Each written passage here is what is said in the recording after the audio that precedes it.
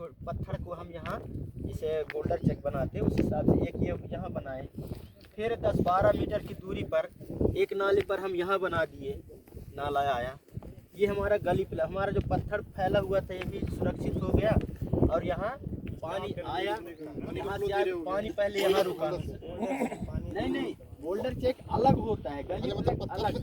हाँ, छोटे नहीं बड़े पत्थर लगते हैं। छोटे नाले में जो बनाते हैं उसका नाम है गली प्लेग, और जो बड़े नाले में बनाते हैं उसको कहते हैं बोल्डर चेक। फिर ज्यादा बड़ा यदि नाला है तो गैबियन उसको कहते हैं, उसको जाली से कसा जाता है ताकि तेज धारा है तो पत्थर को ना बहाए, जाली के वो कसा रहेगा।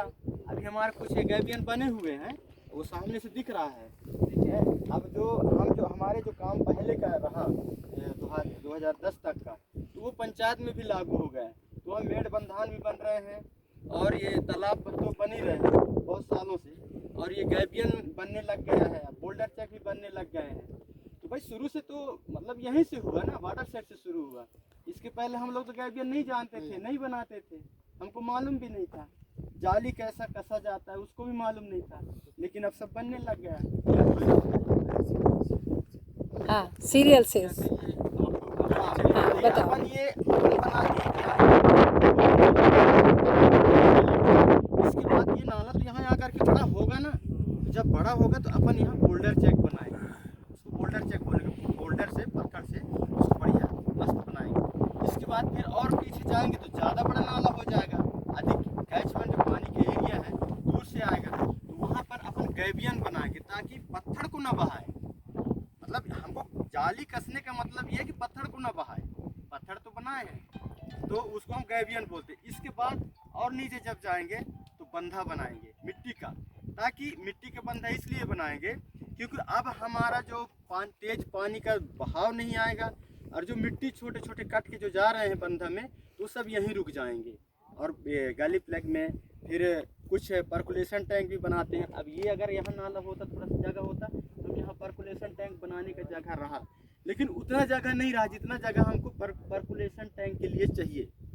इसलिए हम लोग उसकी जगह में ये बेड का बना दिए, एक लाइन ये एक लाइन वो। अब देखिए यहाँ से 4 लाइन बन गया। अब ये एरिया कितना है, 100 मीटर की लंबाई, 150 तक होगा ज़्यादा से ज़्यादा। इसके बीच में अपन 4 60 सेंटीमीटर की गहरा, 60 सेंटीमीटर चौड़ा वाला हम बेड बना दिए। और इस पहाड़ी पे हम ट्रेंच भी बना सकते थे और सीसीटी बना सकते थे, लेकिन इस सीसीटी के जगह में हम क्या बना दिए, बेड बना दिए। यहाँ हम बेड ना बनाते तो हम यहाँ सीसीटी जरूर बनाते, सीसीटी या कि फिर ट्रेंच भी एक गड्ढा यहाँ खोदे और एक गड्ढा यहाँ, और दोनों गड्ढा के बीच की दूरी पर यहाँ अपन 3 मीटर की दूरी पर खोदते हैं, इतना ज़्यादा नहीं कि 4-5 मीटर। इस दोनों गैप के बीच फिर यहाँ गड्ढा खोदेंगे, और ये सामने गड्ढा है तो फिर यहाँ खोदेंगे।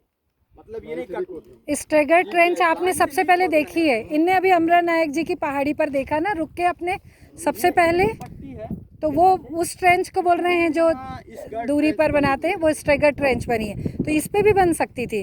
फिर दूसरा जो ये सीसीटी कह रहा है, कंटिन्यूस कंटूर ट्रेंच जिसको कह रहा है, ऐसा इनने ककई डोंगरी में बनाया है। जो सामने दिख रहा है वो घर दिख रहा है, इसका पेड़ दिख रहा है, डोंगरी टाइप का दिख रहा है ना, यहाँ से वहाँ तक उसको वहाँ बनाए, ट्रेंच बनाए, सीसीटी बनाए, और उसी जगह पर अपन चारागाह कम से कम 12-15 एकड़ जमीन पर अपन चारागाह का काम, क्योंकि भाई उसमें चारागाह भी रहा और रोकना भी जरूरी है मवेशियों के लिए।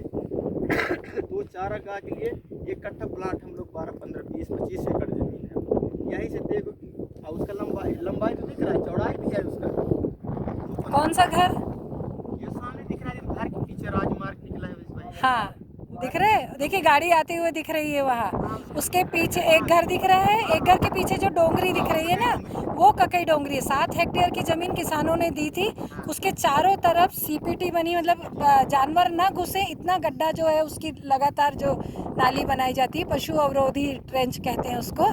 उसमें पहले घास वास नहीं होती थी, वहाँ से रास्ता था आने जाने का, लेकिन जब ट्रेंच बना दी गई और सीसीटी बना दी गई, तो जो अभी बच्चे कुछ प्रश्न पूछ रहे थे कि ये प्लांटेशन जो किया आप लोगों ने, तो उसमें पानी कहाँ से आया, तो ये जो सीसीटी और वाटर एब्जॉर्प्शन ट्रेंच या जो स्ट्रेगर ट्रेंच बनी, इससे क्या हुआ, मिट्टी भी रुकी, पानी भी ज़्यादा देर तक रुका, और वो नमी जो पहाड़ी को आई उसमें फिर घास और पौधे उगे।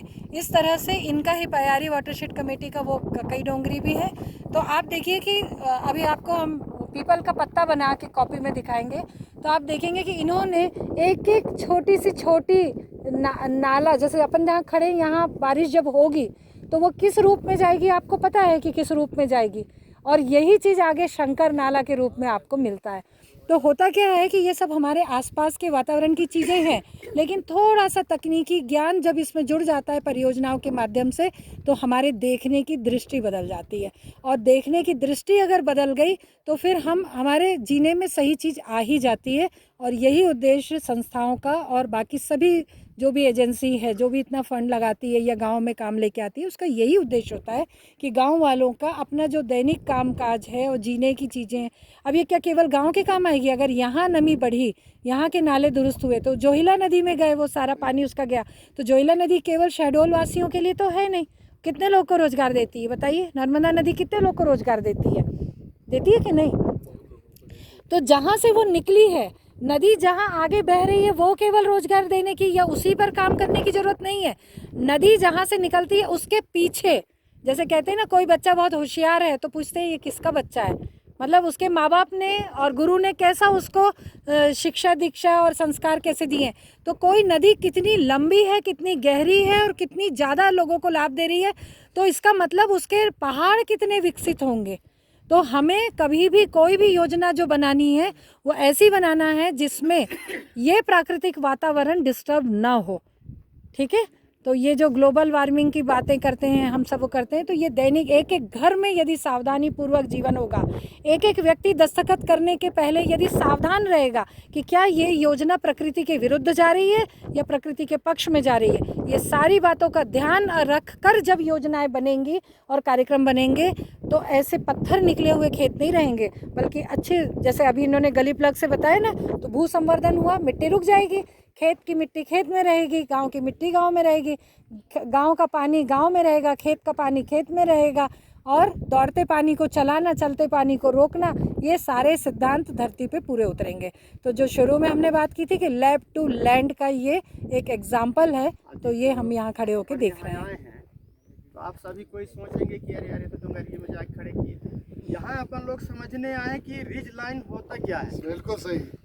हम यहाँ समझने वाटरशेड क्या चीज़ है, तो रिज लाइन का जब तक नहीं पहचानेंगे इसका, हम अभी हमारा माइक्रो वाटरशेड पयारी एक कैचमेंट हुआ, लेकिन जब गांव के अंदर हम जब जाएंगे तो छोटे छोटे कई माइक्रो, मतलब एक बड़े एक माइक्रो वाटरशेड को 10-10, 12-12 छोटे छोटे इन्होंने कैचमेंट में कन्वर्ट करके फिर प्लानिंग की। तब तक हम कैचमेंट नहीं बना सकते। सही भाई। इसलिए हम लोग यहाँ थोड़ा ये बताइए